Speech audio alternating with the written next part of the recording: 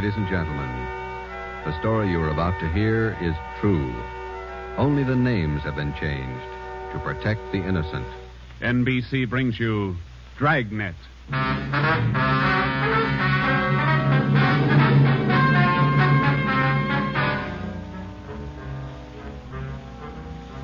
You're a detective sergeant. You're assigned to homicide detail. A gang of quick-trigger gunmen have moved in on your city. They've given public notice that they'll kill the first cop who tries to take them.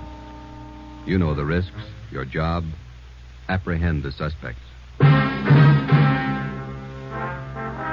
Dragnet, the documented drama of an actual crime, investigated and solved by the men who unrelentingly stand watch on the security of your home, your family, and your life.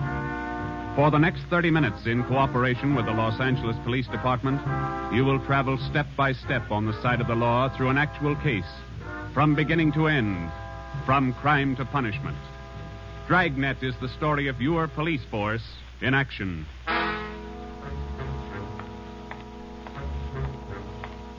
It was Wednesday, April 17th. It was warm in Los Angeles. We were working the night watch out of homicide detail. The boss is Ed Backstrand, chief of detectives. My partner's Ben Romero. My name's Friday. I was on the way back from the record bureau. It was 4 minutes to 6 when I got to room 42. Homicide. Say, Ben, I pulled a package on the Raymond killing. And that proves you can still read, Friday. He said it, Joe. Your pal, Fred Lindsay. Hiya, Fred. What's doing? Busier than you are. We know what we're looking for. Just having a little trouble finding them. That's the way it is with automobiles. They misplace so easy. Not normally, they don't. We got a small-size epidemic on our hands. Well, don't let us keep you, Fred. Just ducked in here for a breath of calm air and to invite you to dinner for the last time. The wife and I are still waiting for the first time. How about it, Joe? Ruth's got a new pressure cooker. Your sister-in-law visiting you again, huh? No, on the level. Not selling a thing. Come on. Who is it this time? My cousin. But she's awfully pretty, Joe. Oh, why do you guys insist on trying to marry me off? Me and Fred went down fighting, but it kind of grows on you after a while. Now, tell me, what is it about a married man? Just can't stand to see one single man left in the world. How about it, Joe? Tomorrow night at 7, okay? Okay. Tell Ruth I'll be there. It figures that he's got to run out of kinfolks pretty soon. Fine, we'll be expecting you. Got a stakeout tonight, but tomorrow I'll be clear. Anything big? Nothing definite, Ben. Just to follow up on those stolen cars. See you, men. So long, Lindsay. Joe, you'll like my cousin. Oh, never say die. What a character. You just catnip to women, Joe. Yeah. Well, here's that Raymond package. Let's check those dates that Backstrand wanted, huh? Wednesday, April 17th was just routine. A dinner date I tried to get out of, some paperwork that the chief wanted done, and a hot, sticky day. Too hot to wear a suit of clothes. Sometimes it's like that. A day starts out being routine, and by the time it comes of age, it's got a personality all its own. At 10:23 that night, Ben and I were just finishing up the paperwork, and Ed Backstrand opened his office door. Friday, Romero, just got a hotshot call. What you got, Skipper? Hold up and shooting at Hooper and Esperanza, code 3. Code 3, that means red light and siren. It was 10:32 when Ben and I pulled up at the corner of Hooper and Esperanza. It was a bar in the basement of a building on the south side of the street. A radio car was there, and the two officers were holding the crowd back. A man was talking to one of the officers who turned and pointed to us. As Ben and I got out of our car, the man hurried over to us. You're the detectives? That's right, Sergeant Friday. My name's Cummings, R.L. Cummings. I own the bar. This is terrible. There was a gunfight downstairs. Uh-huh, come on. Where's the ambulance? One of the officers in the radio car said we needed the coroner. Did you see the actual shooting? No, I didn't. Here's the fellow that was shot. Oh, where's Jones from the crime lab? Hello, Friday. Romero. Hi, Lee. What do we got here? Pretty bad. Looks like a shotgun. Close range. He really got in the way of it. Ben. Yeah. It's Fred Lindsay. Motor theft. He was on a stakeout, Lee. Tell us about it, Mr. Cummings. You know this fellow, Sergeant? Yeah, we know him. What happened? We had a holdup tonight. 3 men. Yes, go on. Well, business was good, real good. We had a large crowd, and I was happy about that because I've been trying to sell out for a long time now. I've been showing the place to different parties all week long. I had a fellow coming over tonight to take a look at it. What time was that? A little less than an hour ago, about 9:30. I see. Go ahead. It was almost time for this man to show up, so I called Eddie, that's my bartender, and I told him to kind of keep a lookout for the man because I was going back to the office to get the books ready to show. You know how it is when you want to sell a business.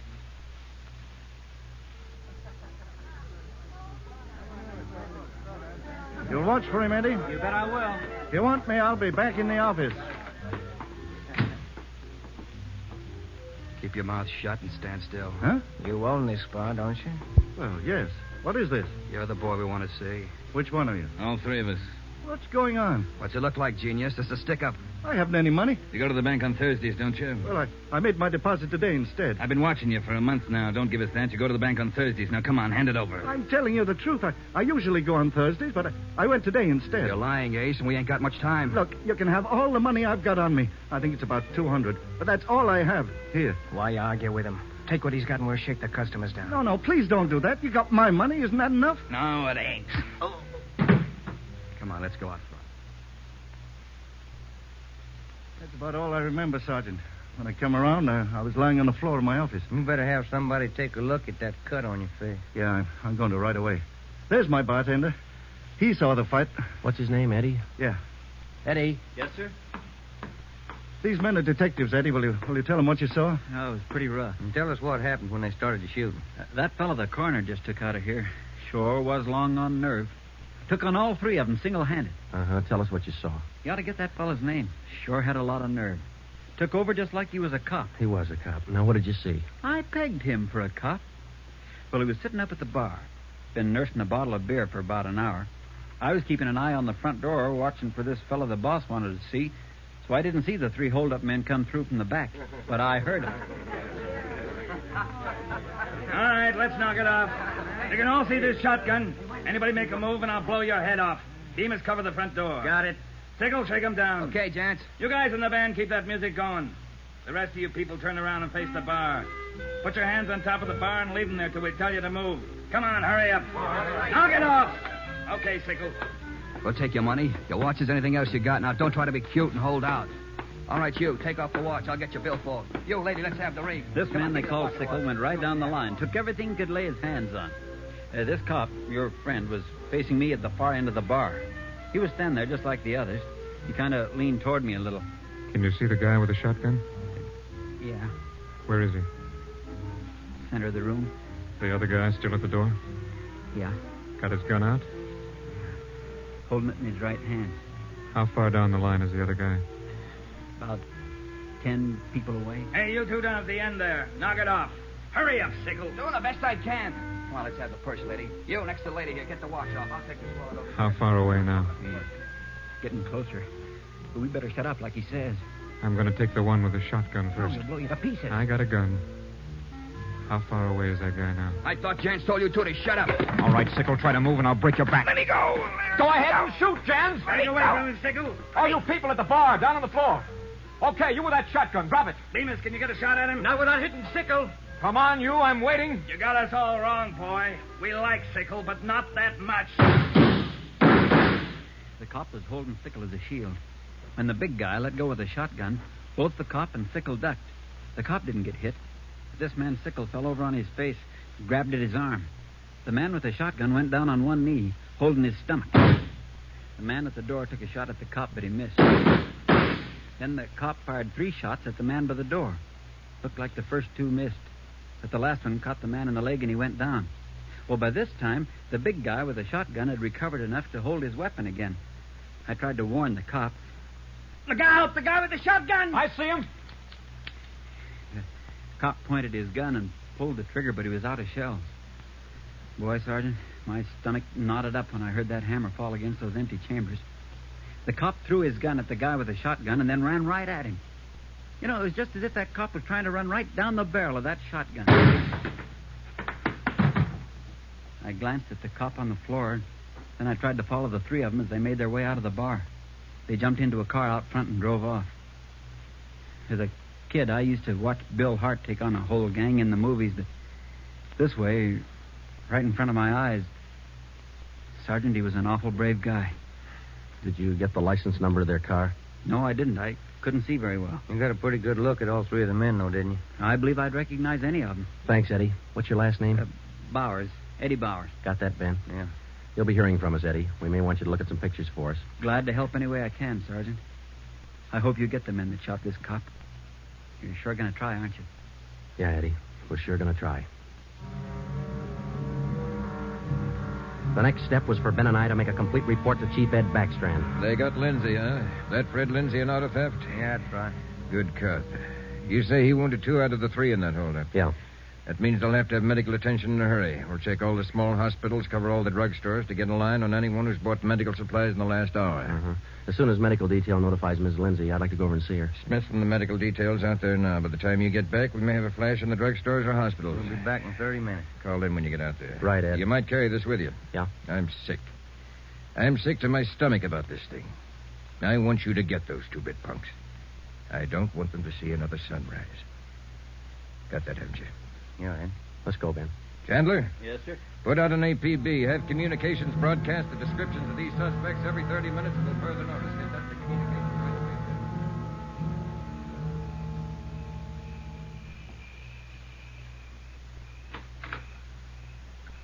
Hello, Joe. Come in. Thanks, Ruth. Sit down. Ruth, you know how we all feel. It's all right, Joe. You're married to a cop. I guess you're meant to expect things like this. He'd like that. Fred and I used to discuss the possibility of this. Used to worry about him. I used to worry a lot, Joe. All those nights when he was away and the days. I used to worry. Now I know he's safe. Anything you want or you need? Thanks, no, Joe. Anything at all that I can do? Yes, Joe. I think there's something you can do. You and Ben are assigned to this case, aren't you? That's right. Then be careful. Thinking that you and Ben will have to face those killers. Ben's wife. Be careful, Joe. Yeah, Ruth, we will. Oh, sure. I want to see you get the men that did this to Fred. More than anything, I want that. No more heartaches. Yeah. Thanks for coming by, Joe.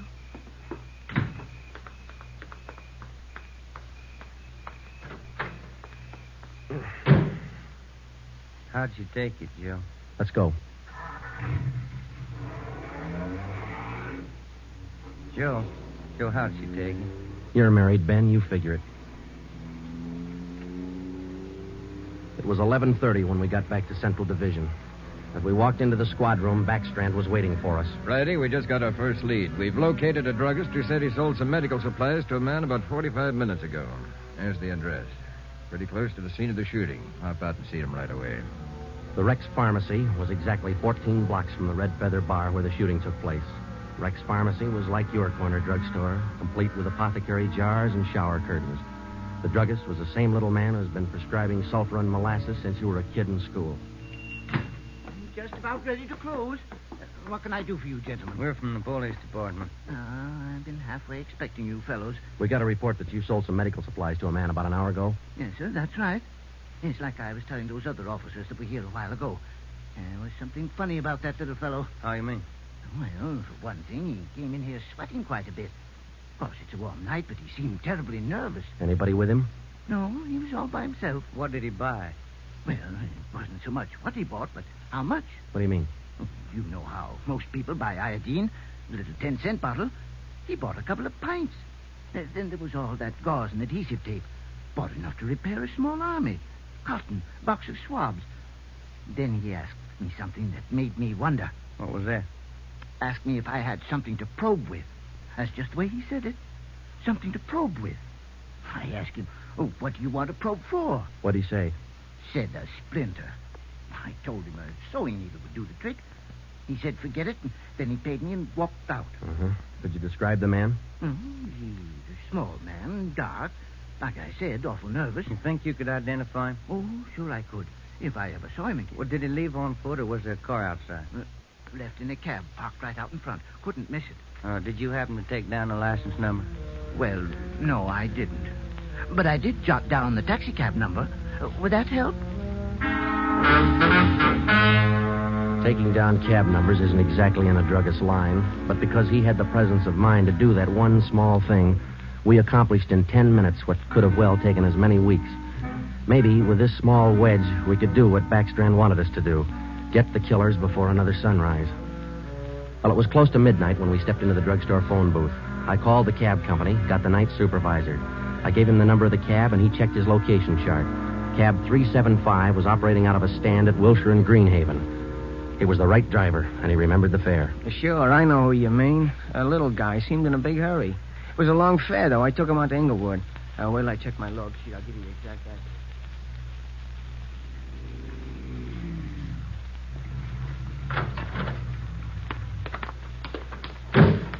Here it is, Joe. 1523 Imperial. It's the room and half. Yeah, come on. We'll check with the landlady. Kind of late, Joe. Yeah, let's stand away from the door, huh? Might not be the landlady who answers. Yes, what do you want? Police department. Oh, well, just a minute. Let me see your badge. There you are, ma'am. I'm Sergeant Friday. This is Romero. Homicide. All right. Now, what do you want? I run a good, clean rooming house It's here. not the house, lady. It's one of your tenants. Which one? That's what we want you to help us on. Look, do you men know what time it is? Come back here in the morning. Sorry, this can't wait till morning. Well, I'm not going to invite you in. We'll talk right here on the porch and keep your voices down. My tenants work during the day. Whatever you say, ma'am. Now, what is it you want to know? We're looking for a small, dark man. Well, I got 3 here. Could fit that description. No, he came in late tonight, about 45 minutes ago. I wouldn't know about that. I don't spy on my people. This is very important. You'll have to keep your voices down. Sorry. He's dark and he's small. Oh, I didn't just say he was dark. You must mean Mr. Tyndall. What's he done? What's his room number? He's in room 10, but I can't allow you to tramp up and down the stairs at this hour. You'll wake all my roomers. We'll be as quiet as he wants us to be. Now, what do you mean by that? Is there going to be trouble? I don't know, lady. Where do we find number 10? The end of the hall, last room on the right, and keep your voices down. If you'll just wait in your room, lady, we'll call you for won't you. Okay, here we are. Now keep the door clear, Ben. We might have trouble. Think they all in there? We'll know in a minute.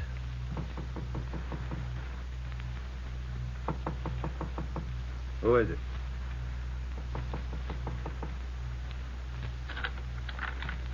What do you want? Police department. I'll try this closet, Joe. What do you want with me? What are you looking for? Closet's empty. What'd you say your name was? Tyndall, Bob Tyndall. New name, but same face, huh, Joe? Yeah, how long you been out of jail, Tenny? My name ain't Tenney, it's Tyndall. Your name's not Tyndall, it's Sam Tenney. We sent you up on a robbery charge 4 years ago. Now, isn't that right, Tenny? No, it's not right. You got the wrong man. I never been in jail. Yes, you have, because we sent you there. Now, come on. Who'd you buy the medical supplies for? I don't know what you're talking about.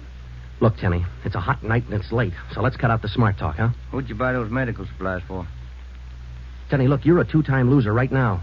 Who are you shielding? You got nothing on me? I ain't done a thing. We can prove that you bought those supplies tonight, and it can go kind of hard on you.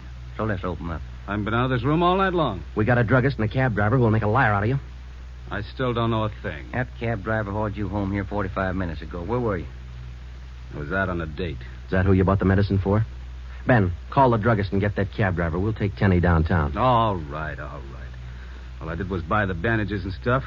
I got nothing else to do with this. Who'd you buy the stuff for? Now, you know everything else. You figure it. Oh, now, look, punk. We know there were 3 of them. One of them killed a cop. We're going to get to him, and Tenny, you're not going to stand in our way. They killed somebody. They didn't tell me that. Who didn't tell you? I don't want any part of murder. I'm going to tell you who it was, but I'm clean. I got nothing to do with it. I was trying to help him out of a jam. Who were you trying to help? It was Roy Bemis, Charlie Sickle, and Red Jans. They didn't tell me nothing about murder. Well, why'd you help? They offered me a pretty good piece of change to run an errand for them. You know I got paid for. That's all I had to do with it. Where did you deliver those medical supplies? I have to tell you that.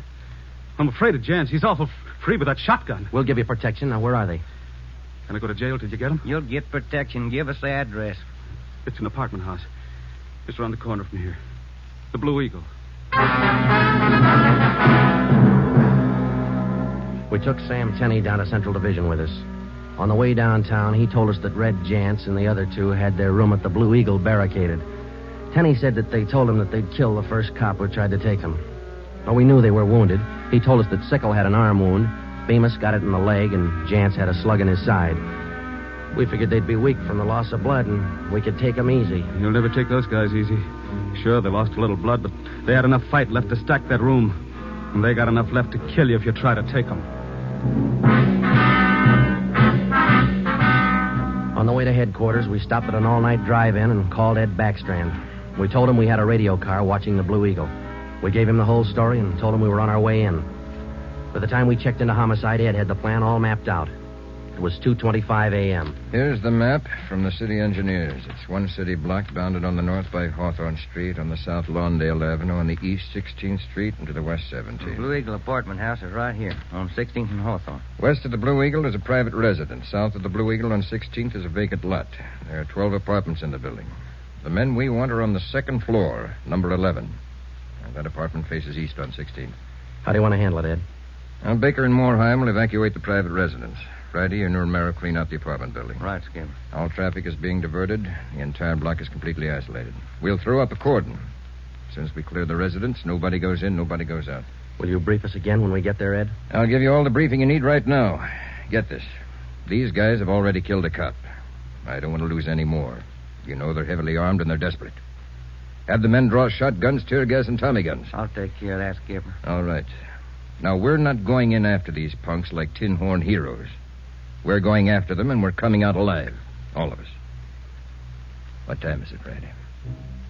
2:37. Not much time till sunup, is it? It was a code 2. That means red light and move fast. Backstrand figured we needed 6 squad cars, 4 men to a car, the police public address truck, ambulance, and floodlights. Ben checked out the weapons to the men, and by 2:46, we pulled out of the Central Division garage. We slid into the area at 3:20 a.m. The 6 squad cars and the public address truck took up their positions. The floodlights were rigged and ready to turn on at Backstrand's command. The machinery was set to roll as soon as we got the neighborhood cleared. Ben and I evacuated the Blue Eagle apartment house. How many does that make, Joe? Well, we've cleared 9. 2 to go. Here's apartment 10. The killers are right next door. Joe, I'd like to kick that door in right now. Take your time, Ben. We'll get to him. Quiet now.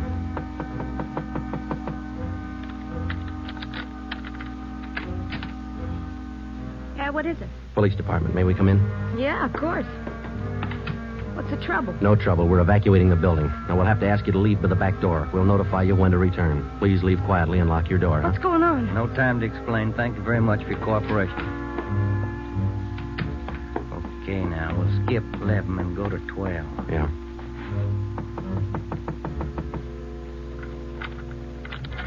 Yeah? Who are you? Police department. Can we come in? Sorry to disturb you at this hour. We're evacuating the building. Please hurry and leave quietly by the back door. You'll be notified when to return. Lock your door when you leave, thank you. It was 4:10 a.m. Everything was set now. The neighborhood was completely cleared. The entire block was empty except for apartment 11 on the second floor of the Blue Eagle. I left Ben to watch the door of apartment 11. I went downstairs and across the street to join the rest of the men. It was Ed Backstrand's show from here on. That's it, Ed. All set. Baker, Moorheim, all clear? All clear, Chief. Baker, you and Moorheim take 3 men and cover the rear of the building. Right. Is that detail covered Hawthorne Street? They're all set, Ed. How about the vacant lot? Taken care of. The rest of you men? Yeah. Friday and I are going into the building. We'll try to get him to come out now. Johnson. Yes, sir? Come with us and keep us covered. Let's go.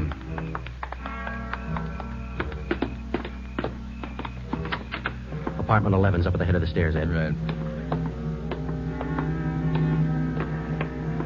Any action, Romero? Not a thing, Skipper. Keep down, all of you. I'll try to get them out. Gents, Demas, Sickle, you're all alone. The building's clear. Come on out with your hands behind your head.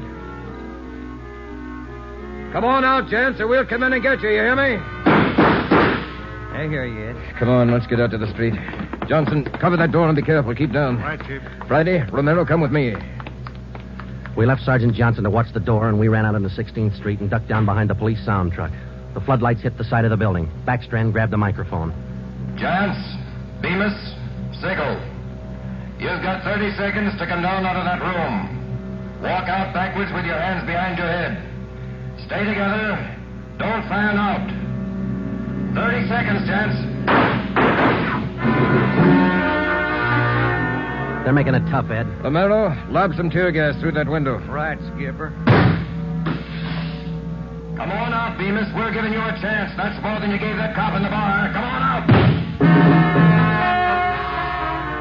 That's Jance, Ed. He isn't coming out. They must have got Johnson because they're in another room. Shoot the gas in there. That's not going to get him out, Ed. Give it time, Friday. floodlights in up there. Friday, rake that second floor with the Tommy gun. Let's keep them in one room. Right. Hold your fire, Friday. George, give us a couple of masks. Ben and I are going in. The rest of you men concentrate your fire on those 2 rooms. Hit them down. Here's your mess, Joe. Let's go.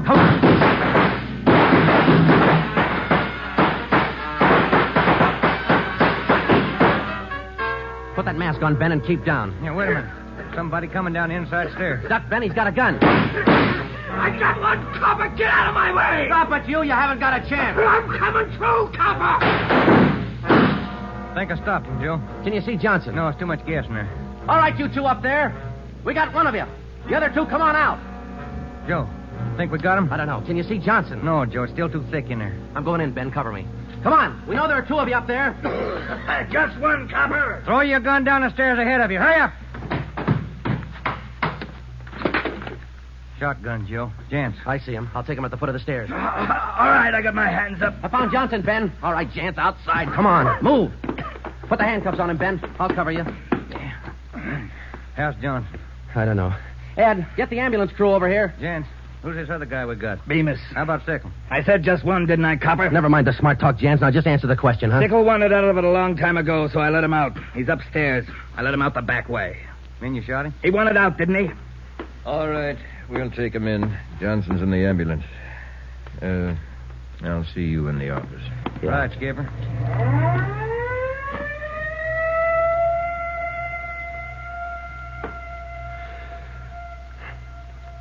How about a smoke, huh? No. Yeah. Here you go. Backstrand said he didn't want those men to see another sunrise. Yeah. 5 minutes to 5, Joe. Sun ought to be up. Yeah. But look, Ben. It's cloudy. Guess we'll never know, huh?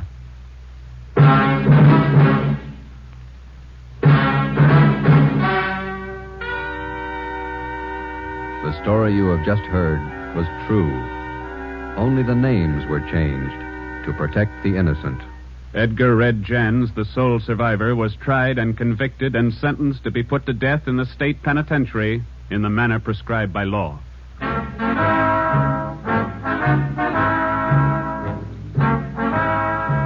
You have just heard the 4th in a new series of authentic cases from official files. Technical advice for Dragnet comes from the office of C.B. Horrell, Chief of Police, Los Angeles Police Department. Tonight's program is dedicated to radio car patrolman Forrest E. Sawyer of the Denver, Colorado Police Department, who on the evening of March 8, 1937, gave his life so that yours might be more secure.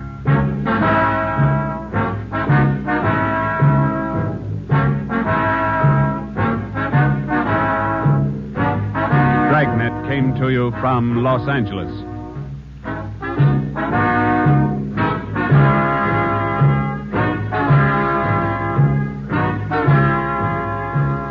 This is NBC, the national broadcasting company.